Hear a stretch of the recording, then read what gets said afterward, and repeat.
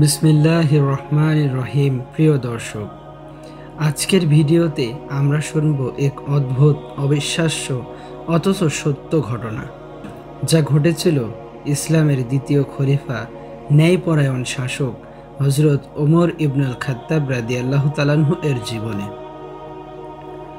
এক রাতে হজরত ওমর রাদিয়াল্লাহু তাআলাহু সাধারণ পোশাকে কারো অজান্তে মদিনার রাস্তায় হাঁটছিলেন। তিনি চেয়েছিলেন জানতে তার প্রজারা কেমন আছে, কেউ কি কষ্টে আছে, কেউ কি ক্ষুধায় কাঁদছে। হঠাৎ তিনি এক ঘরের ভেতর থেকে শিশুদের কান্নার আওয়াজ শুনতে পেলেন। তিনি কাছে গিয়ে দেখলেন দরজার কাছে এক নারী আছে, আর পাশে একটি হাড়ি চুলায় বসানো।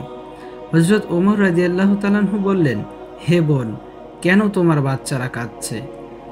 নারী বলল, আমার বাচ্চারা ক্ষুধার্ত, আর আমি হাঁড়িতে শুধু পানি বসিয়েছি যাতে তারা ভাবে খাবার রান্না হচ্ছে, হয়তো ক্লান্ত হয়ে ঘুমিয়ে পড়বে।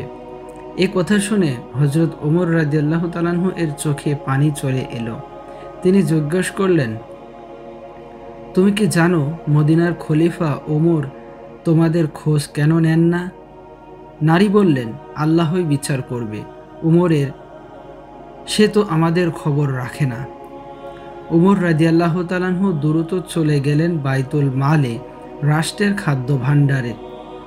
তিনি নিজের হাতে এক বস্তা ময়দা, কিছু ঘি, খেজুর ও কিছু তেল তুললেন। তার দাস আসলাম রাহিমাহুল্লাহ বললেন, আমার ওপর রাখুন, আমি বহন করব। হযরত ওমর রাহিমাহুল্লাহ বললেন, না, কিয়ামতের দিন আমার বোঝা তুমি বহন করবে না, আজ আমি নিজেই বোঝা বহন করব। তিনি নিজেই কাঁধে সেই ভারী বস্তা তুলে নিলেন এবং হাঁটতে হাঁটতে পৌঁছে গেলেন সেই ক্ষুধার্ত পরিবারের কাছে। তিনি নিজ হাতে হাঁড়ি বসালেন, আগুন জ্বালালেন, বাতাসে ঝুঁকে হাঁড়ি নাড়লেন। ধোঁয়ায় তার চোখ ভরে গেল, কিন্তু মুখে সন্তুষ্টির হাসি। খাবার তৈরি হলে তিনি নিজ হাতে বাচ্চাদের খেতে দিলেন। তারা যখন খুশিতে হাসতে শুরু করলো, উমর রাদিয়াল্লাহু তাআলাহু কিছুটা দূরে বসে রইলেন। আসলাম রাদিয়াল্লাহু তাআলাহু বললেন, হে আমিরুল মুমিনিন, এখন তো আপনি ফিরে যেতে পারেন। হযরত ওমর রাদিয়াল্লাহু তাআলাহু উত্তর দিলেন, না আসলাম, আমি যাব না যতক্ষণ না আমি দেখি এই বাচ্চারা হাসছে, যেমন আমি তাদের কান্না শুনেছিলাম। রাত গভীর হলো।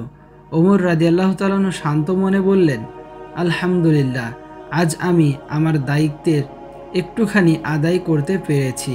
এমন ন্যায়পরায়ণ, দয়ালু, নম্র ও আল্লাভীরু নেতা ইতিহাসে বিরল।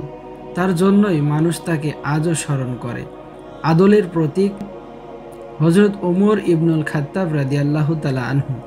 প্রিয় দর্শক, এই ঘটনার শিক্ষা হলো, একজন সত্যিকারের নেতা প্রজাদের কষ্ট নিজের কষ্ট মনে করে, আর একজন মুসলমানের উচিত সমাজে দুঃখী মানুষের পাশে দাঁড়ানো, যেমন হযরত ওমর রাদিয়াল্লাহু তাআলাহু দাঁড়িয়েছিলেন।